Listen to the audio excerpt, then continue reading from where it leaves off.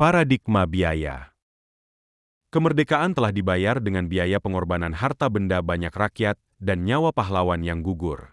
Tujuan negara, yaitu adil dan makmur, tidak perlu biaya, perjuangan dan pengorbanan. Aktivitas sekecil apapun perlu biaya. Itulah dasar utama activity-based management. Siapa pelakunya? Bagaimana melakukannya? Menggunakan apa saja dalam jumlah berapa banyak? Dalam ruang lingkup seberapa besar? Sehingga diperoleh nilai tambah, kemanfaatan dikurangi biaya.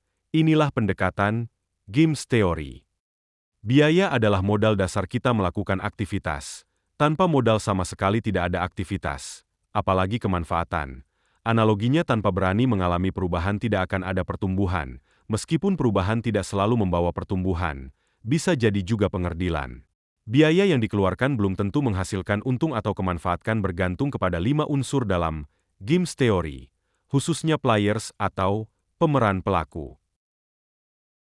Susunan aktivitas dengan tujuan tertentu disebut kerja, tertulis petunjuk kerja, WI. Susunan WI membentuk prosedur dan rangkaian prosedur menjadi sistem. Pelaku menentukan biaya, jadi untung atau buntung. Paradigma atau cara pandang pelaku terhadap sesuatu, sehingga timbul niat untuk melakukan banyak hal untuk mengubah sesuatu itu. Paradigma ini yang menentukan mau menuju untung atau buntung dan tentunya harus pula didukung oleh keilmuan, wawasan, kebijaksanaan, perjuangan, dan keuletan pelaku, agar lebih memperbesar kemungkinan jadi untung. Contoh, Iran yang digempur senjata canggih tapi mampu bertahan karena pelaku yang militan. Ada saat kita perlu angkat senjata berhadapan dengan musuh untuk mempertahankan kemerdekaan atau kedaulatan. Tapi ada saatnya kita duduk bersama dengan siapapun untuk mengisi kemerdekaan. Biaya kehidupan. Biaya untuk hidup. Primer.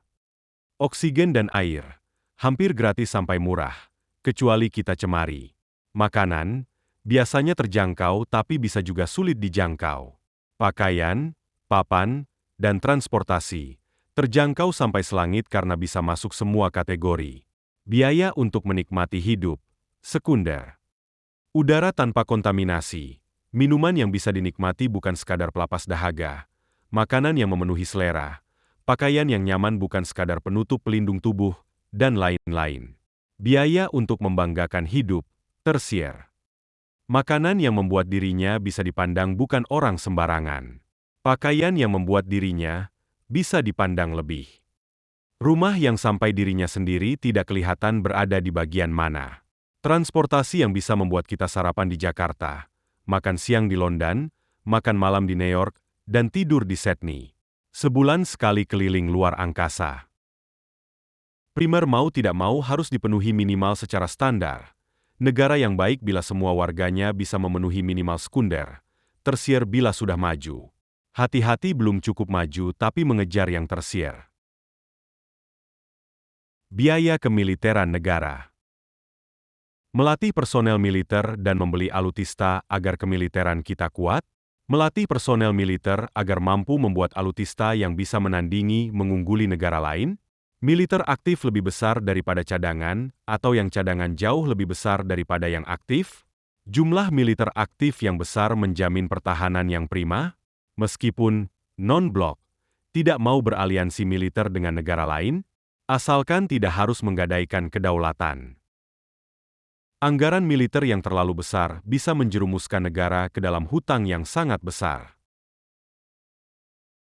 Biaya negara pada nol pelayaran, zero service. Kita tahukah? Biaya pemerintahan pusat dari kepresidenan dan tiap-tiap kementerian ada data yang bisa dikonsumsi publik. Biaya lembaga tinggi negara di luar eksekutif. Biaya institusi kepolisian, biaya institusi kejaksaan, biaya institusi pendidikan, biaya institusi kehakiman, MA, pengadilan tinggi, pengadilan negeri, biaya pemerintahan daerah desa, biaya kemiliteran. Jumlah keseluruhan itu berapa persen dari penerimaan negara dari pajak, atau keseluruhan? Sudah dirasakan manfaatnya oleh warga negara? Ayo refleksikan. Biaya tidak bisa dihindari. Pandai-pandailah dalam mengeluarkan biaya. Melalui peningkatan kompetensi kita sendiri dimanapun berperan, menghapuskan aktivitas yang tidak produktif terutama pengulangan, mensinergikan sesuatu khususnya di antara warga negara dan seluruh institusi negara. Dirgahayu NKRI. Merdeka!